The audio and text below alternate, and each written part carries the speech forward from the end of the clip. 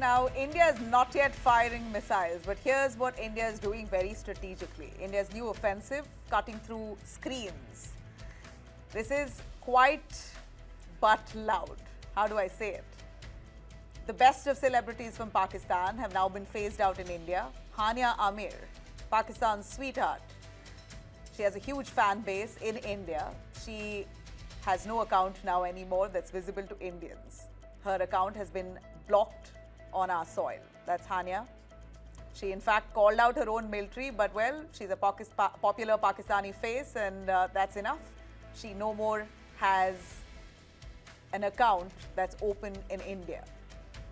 And apart from Hania, there are also people like Shahid Afridi, who's been, of course, siding with the Pakistani regime, and he's been trivializing India's anger. Shahid Afridi, Imran, Riaz Khan, Taimur Rahman, voices close to the Pakistani establishment now are off the Indian grid. Their accounts have been blocked. Very interestingly, though, there are some faces, very popular ones, who still have their accounts open, and that's Fawad Khan, Atif Aslam, and Mahira Khan. Surprisingly, their accounts remain untouched for now. Right now, India was Pakistan's largest digital audience. We know that's quietly slipping away, with India blocking off one platform at a time. Pakistani creators, of course, at this point are going to be very upset because there's a huge fan following and an audience that comes from India for Pakistan, OTT, their serials, their music and whatnot. India and Pakistan, as much as we in fact had that animosity between the two countries for years, we still saw that kind of cultural overlap and a lot of content that was consumed on both sides, much more from the Pakistani side of Indian content. And I would certainly say that Indian audience also consumed a lot of Pakistani content, like their serials, some of the music, and a few stars that I showed you were favorites in India. This cultural pipeline, though, between the two countries have been snapped. And let me tell you, it's not just Pakistani content or content creators or their celebrities, it's also cricket. India's dominance means Pakistan stays out of the spotlight. No matches with Pakistan anymore, no collaborations with Pakistan, no seat at the table for Pakistan. In fact, Pakistan has already sounded a panic button that India may influence the International Cricket Council to limit funding to Pakistan because of the weightage of the BCCI. Here, let's listen in to Ramiz Raza, what he said.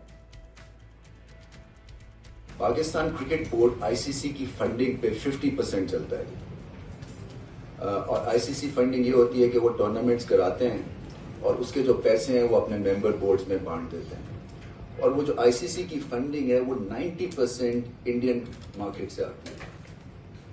सो हमें एक तरह से India के business houses Pakistan cricket को चला रहे हैं और कल को अगर इंडियन प्राइम मिनिस्टर ये सोच ले जी कि हम पाकिस्तान को फंडिंग नहीं देंगे तो ये क्रिकेट बोर्ड जो है ये कोलैप्स भी हो सकता है।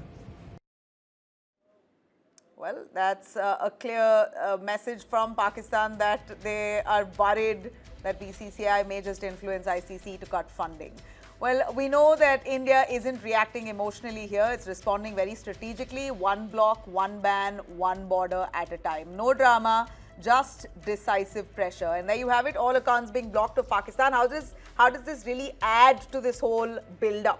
Let me bring in Ambassador Jayant Dasgupta, former ambassador to WTO. Thank you very much, sir, for speaking to News 9. Give us your take on how disabling access to digital platforms for Pakistani influencers, actors, their big public figures will really have an impact on national security or information warfare. It may not really influence national security, but it will have an impact in terms of building up public pressure, because the public will also realize, in Pakistan especially, that things cannot go on as a matter of routine, as if the killings in Pahalgam were just, by the way. So things have changed, and the relationship barometer shows that it is at one of its lowest points now in many, many years.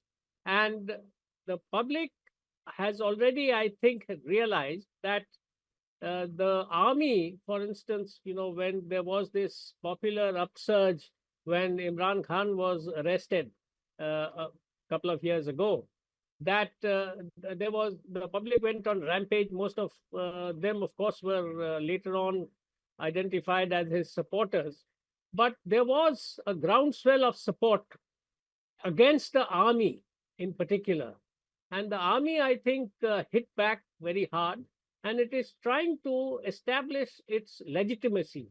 And this warfare, the cultural warfare that you are mentioning, the digital warfare, this all will build pressure on the army, because the public will realize that it is the army's doing, that they are kind of a rogue deep state which does much as it pleases, despite there being international treaties and a certain uh, agreement which has been reached in the past. The LOC, for instance, has been inviolate, but for some Pakistani incursions here and there, and of course there used to be border meetings. But now Pakistan has said that it doesn't even agree to the 1972 Shimla agreement. Yeah. So, all these things add up, and that is why it needs to be put across to the Pakistani citizens that the army is leading them astray.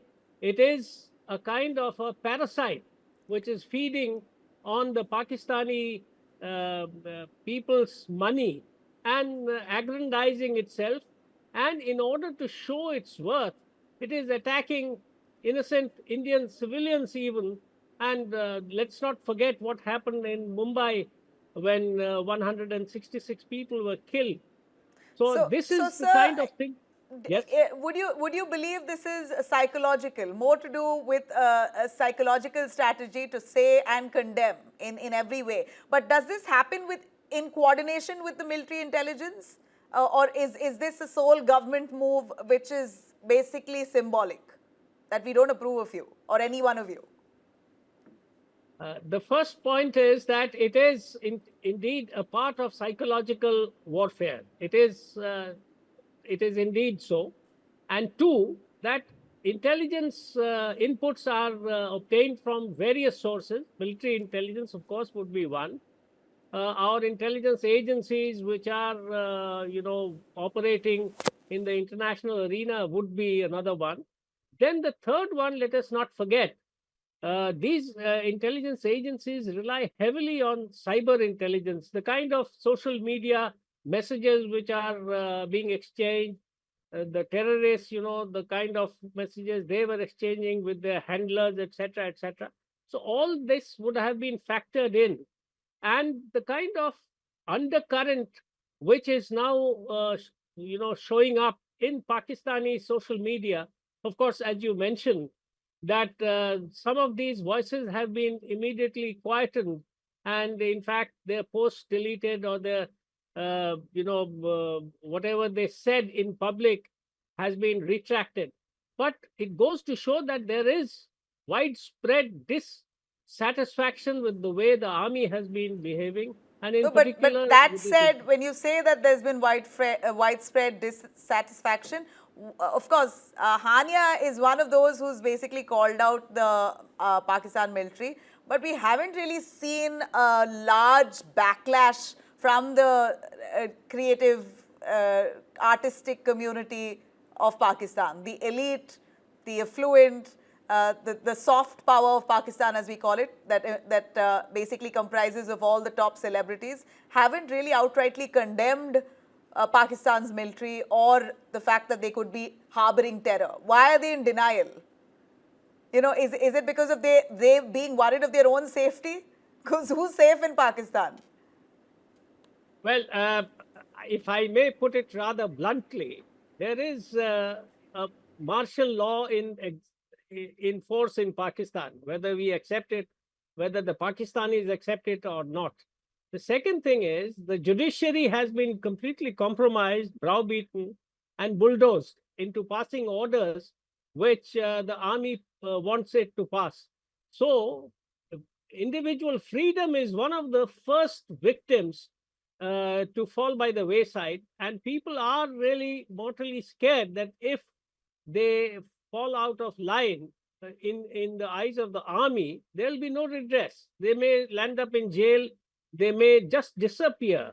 That has happened to many journalists also in Pakistan in the past. So I think it is basically not a free society at all, but whatever murmurs of dissatisfaction have arisen, have surfaced, they may have been quelled very quickly, but it shows that it is there and it is rearing its head and it may gain momentum. So, you know, one thing's for sure, we haven't seen any one of them outrightly condemning what happened. You know, that humanity comes first, more than patriotism at that point, right? Well, that said, now they no more have access to the Indian population. Their accounts in India have been suspended. Would you want to say a word on how few of the accounts have been retained? Why have they been retained? I'm sure you may not be privy to the military or the government's decisions, but some accounts like Fawad Khan, Mahira Khan, Atif Aslam, they're hugely popular names in India. Their accounts are still open. Well, I wouldn't like to hazard a guess, but from what little exposure I have had to the film world and to the artists, Atif Aslam is perhaps the most well-known modern day singer of Pakistan who's appreciated in India, and Yeah. Mahira Khan has featured in many films which are Correct. blockbusters And in so India. so has With Fawad. Khan. And Hania, of course, is a very good artist, but I don't think that she's all that well known in India. Okay, so you're saying the well-known ones are saved, the lesser-known ones are out. There All may right. be a deeper reason also, of course, which I am not privy to. I totally reckon with what you've said, the reason can't be anything beyond what you've said. That this is a message being sent out that nothing from Pakistan at this point is tolerated, right? And snapping these accounts that may be sympathetic to their own regime is possibly the first move forward, showing how India is resentful of Pakistan at this point. Thank you very much, Ambassador, for joining us. Pleasure.